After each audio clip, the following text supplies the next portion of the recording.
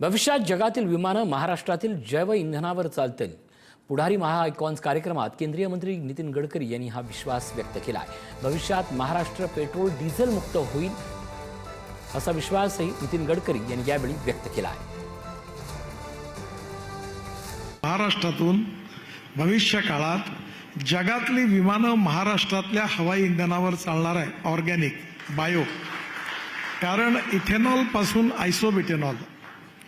आयसोब्युटेनॉल हे डिझेलमध्ये 15% चालू शकते। याच्या चाचण्या ARI मध्ये पूर्ण झाल्यात। त्याच्या मागे आता आम्ही त्याच्यात ट्रॅक्टरमध्ये वापरू।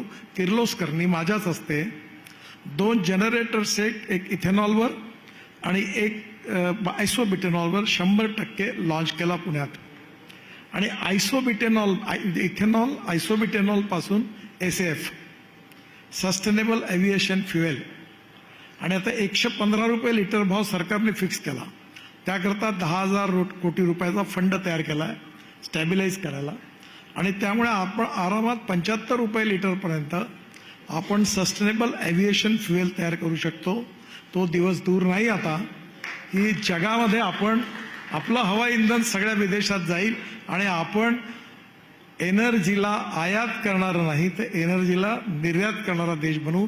आणि ही सगळी एनर्जी ग्रीन आहे आणि शेतकऱ्याचं जीवन बदलवणारी आहे। महाराष्ट्राने आता बायोफ्युएलमध्ये, एव्हिएशन फ्युएलमध्ये, आयसोब्युटेनॉलमध्ये, इथेनॉलमध्ये नेतृत्व केलं पाहिजे। कारण कर्नाटक, महाराष्ट्र आणि उत्तर प्रदेश या 3च राज्यात ऊस आहे आणि ऊस महाराष्ट्राच्या अर्थकारणाचा कणा आहे आणि निश्चितपणे हे चित्र बदलेल। आणि म्हणून आजच्या याच्यात माझं स्वप्न आहे की एक दिवस महाराष्ट्र नक्की नजीकच्या काळात लवकरच पेट्रोल मुक्त झाल्याशिवाय राहणार नाही आणि त्याला तुम्ही जरूर सहकार्य कराल आणि नक्की डिझेलही मुक्त होईल।